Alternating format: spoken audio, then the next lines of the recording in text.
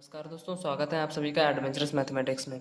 दोस्तों, previous videos में मैंने कंटिन्यूटी और डिफरेंशियबिलिटी के बारे में बात की थी। आज इस वीडियो में उसी से रिलेटेड रोलेस थ्योरम के बारे में बात करने जा रहे हैं और उसके ज्योमेट्रिकल इंटरप्रिटेशन के बारे में देखेंगे। चलिए आगे बढ़ते हैं और इसमें देखते हैं। इसमें कहा है रोलेस थ्योरम। इसमें कहा let a function f interval a comma b gives R is such as. इसमें कहा है function f x is continuous in closed interval a comma b. यहाँ पर अगर कोई फंक्शन हमारा एफ एक्स है और वह फंक्शन ये इंटरवल दिया गया है, जो भी पर्टिकुलर इंटरवल दिया हो उस फंक्शन के लिए, उसमें कंटिन्यूअस होना चाहिए क्लोज इंटरवल में, और वही फंक्शन डिफरेंशिएबल भी होना चाहिए in open interval a comma b. और इसमें तीसरी कंडीशन है, उसमें एफ ए और बराबर एफ बी, मतलब जो भी फंक्शन के पीक पॉइंट्स हैं उन पर फंक्शन की वैल्यू बराबर होनी चाहिए। मान लेते हैं अगर कोई फंक्शन दिया गया है f x is equal to x square और इंटरवल दिया है -2, तब फंक्शन की वैल्यू हम देखते हैं यहाँ पर एफ -2 पर 4 आएगी और फंक्शन इसकी 2 पर भी वैल्यू 4 ही आएगी। तो यहाँ पर हम देखते हैं तो function f -2 is equal to f2। तो इस तरह से ये कंडीशन फॉलो करनी चाहिए। और अगर ये तीनों कंडीशंस फंक्शन f(x) फॉलो करता है, तब एक ऐसी c की वैल्यू होगी जो इंटरवल a कामा b के बीच में आएगी, और उसके लिए कंडीशन है such that f' is equal to 0। f' यहाँ पर है first differential of f(x), function f(x) का फर्स्ट डिफरेंशियल। तो इस तरह से ये कंडीशन है। इस कंडीशन के लिए फंक्शन c की वैल्यू इस इंटरवल के अंदर होनी चाहिए। उसका ज्योमेट्रिकल इंटरप्रिटेशन देखते हैं हम। इसमें कहा है ये इसका ज्योमेट्रिकल इंटरप्रिटेशन है। इसमें ये एक्स एक्सिस, ये वाई एक्सिस है। यहाँ पर ये फंक्शन बनाया गया है एफ एक्स, और यहाँ पर ये इसका इंटरवल है a to b। अब यहाँ पर हम देखते हैं a पर फंक्शन एफ एक्स की वैल्यू a पर यहाँ पर आ रही है ये वैल्यू, और इसी तरह ये b पर वैल्यू भी है। तो a और b पर वैल्यू बराबर है।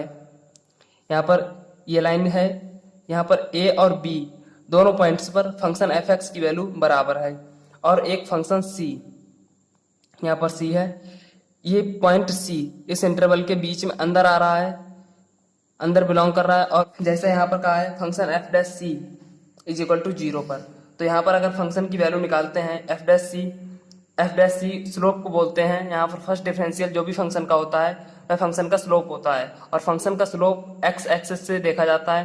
तो अगर x एक्सिस से इस लाइन का स्लोप देख रहे हैं तो यहाँ पर 0 डिग्री एंगल है, और 0 डिग्री एंगल पर स्लोप 0 होगा।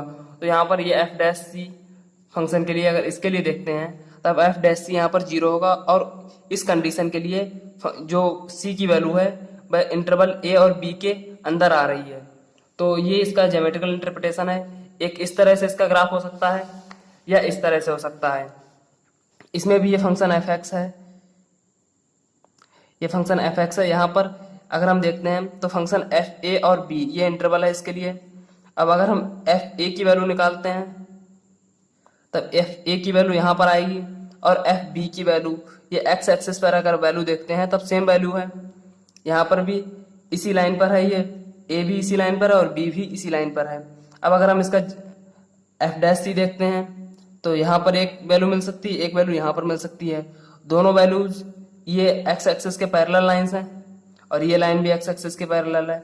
जब पैरेलल लाइन पे एंगल 0 डिग्री होता है, जब एंगल 0 डिग्री है तब इसका स्लोप 0 डिग्री होगा। यहाँ से देखते हैं, स्लोप 0 होगा, तो इसके लिए स्लोप होगा 0, m इज इक्वल टू 0, इसके लिए भी m इज इक्वल टू 0 होगा।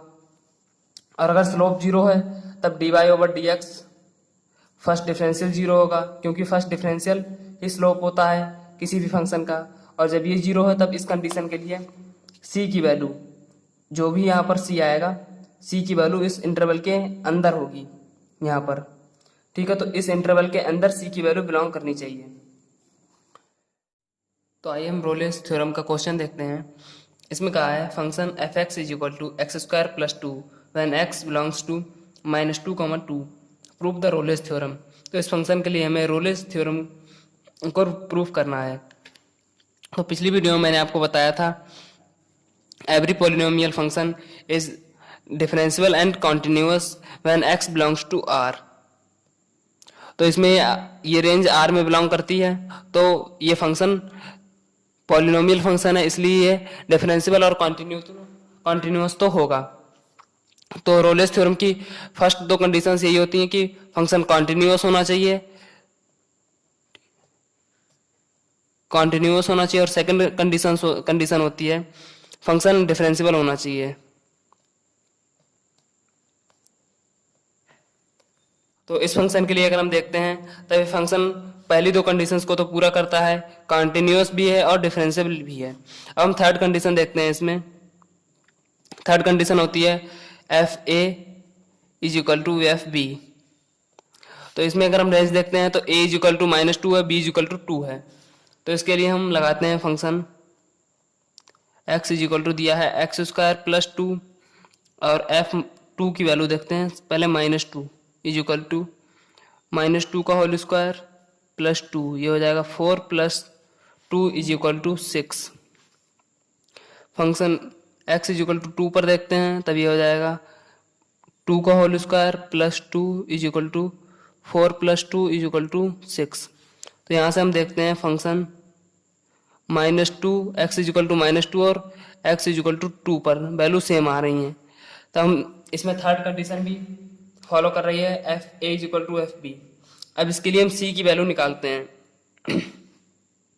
तो इसके लिए कंडीशन होती है यहाँ पर रोलेस थ्योरम में कि f dash c is equal to 0। तो पहले तो फंक्शन का हम फर्स्ट डिफरेंशिएशन निकालते हैं।